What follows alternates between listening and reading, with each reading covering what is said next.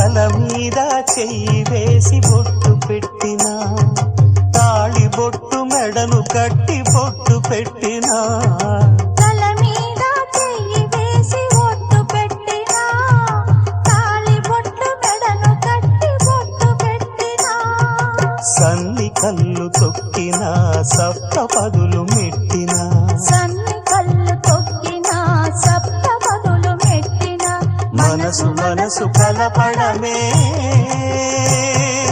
మంత్రం పరమార్థం.